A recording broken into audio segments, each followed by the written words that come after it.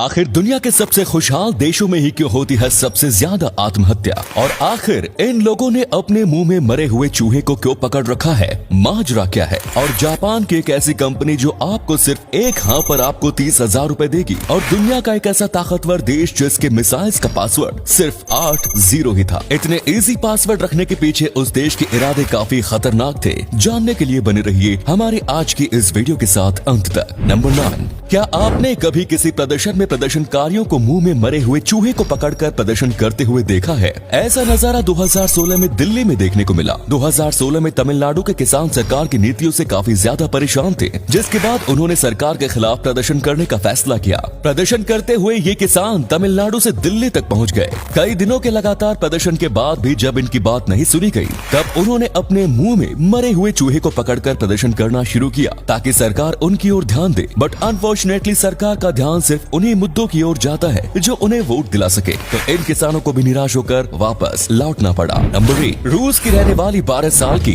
एमिना एपेंडीवा का रंग इतना गोरा है कि इसे दुनिया की सबसे गोरी लड़की माना जाता है। यहाँ तक कि इस लड़के के बाल, आईब्रोज और आईलैशेस भी बिल्कुल दूध की तरह सफेद है। सबसे हैरानी की बात तो ये है कि उनके दोनों आंखों का रंग भी अलग अलग है। इनकी एक आंख ब्लू है तो वहीं दूसरी आंख ब्राउन। अमीना के इस यूनिक लुक के पीछे की वजह दो genetic conditions albinism and heterochromia है। एल्बिनिज्म की वजह से बाल, आईब्रोज और आईलैशेस इत्यादि को काले रंग देने वाला मेलेनियम पिगमेंट बेहद कम हो जाता है। वहीं हेटेरोक्रोमिया की वजह से आंखों के रंगों में बदलाव आ जाता है। वैसे दिखने में ये लड़की परी जैसी लगती है।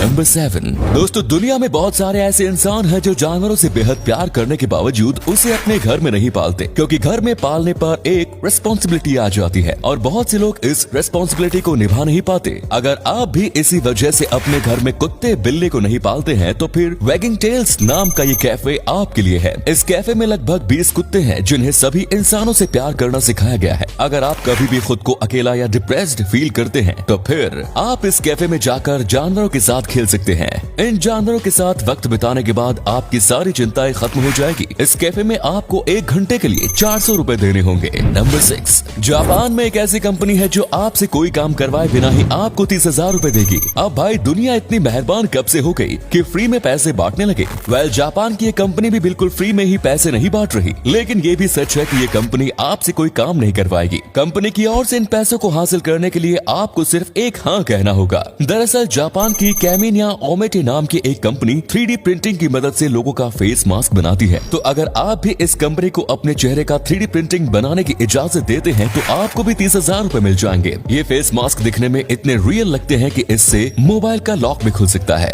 नंबर 5, इस बात पर आपके लिए यकीन करना मुश्किल हो सकता है, लेकिन ये सच है। जापान के हिरोशिमा और नागासाकी पर हुए परमाणु हमले में मारे गए लाखों लोगों की मौत का जिम्मेदार दुनिया के महान वैज्ञानिक अल्बर्ट आइंस्टाइन थे। दरअसल 1939 के आसपास आइंस्टाइन को लगता था कि जर्मनी न्यूक्लियर पावर की मदद से एटॉम बम बना सकता है, और अगर ऐसा हुआ तो फिर जर्मनी अमेरिका समेत पूरी दुनिया के लिए सबसे बड़ा खतरा साबित हो सकता है। ऐसा सोचने के बाद आइंस्टाइन ने अमेरिका के राष्ट्रपति से मुलाकात की और उन्हें दुनिया का पहला एटॉम बम बनाने का सुझाव दिया। आइंस्टाइन के कहने पर ही मैनहट्टन प्रोजेक्ट की शुरुआत हुई और फिर दुनिया के पहले एटॉम बम को निर्माण किया गया। आइंस्टाइन के सुझाव पर तैयार किया गया यही एटम बम आगे चलकर जापान के लाखों लोगों की मौत की वजह बन गया। हैरानी की बात यह है कि जर्मनी को पता ही नहीं था कि एटम बम बनाते कैसे हैं, और आइंस्टाइन को ऐसा लग गया था कि जर्मनी ने एटम बम तैयार कर लिया। बाद में आइंस्टाइन को अपनी गलती का एहसास हुआ और वो जिंदगी भर खुद को इस बात के लिए कोसते रहे। नंबर 4, जब भी दुनिया के सबसे खुशहाल देशों का जिक्र होता है, तब नॉर्वे, डेनमार्क और स्वीडन का नाम सबसे ऊपर आता है। यहाँ के लोग बिल्कुल ही ऐशो आराम में रहते हैं, लेकिन यही ऐशो आराम इन देशों के बहुत से लोगों के लिए प्रॉब्लम साबित हो रही है। इन देशों के नागरिकों के लिए हर तरह की सुख सुविधाएं मौजूद हैं। इन्हें जो भी चाहिए वो उनकी जिंदगी में ऑलरेडी हासिल है। इन लोगों की जिंदगी में पाने के लिए कुछ बचा ही नहीं, यानी जिंदगी में कोई भी चैलेंज है ही नहीं।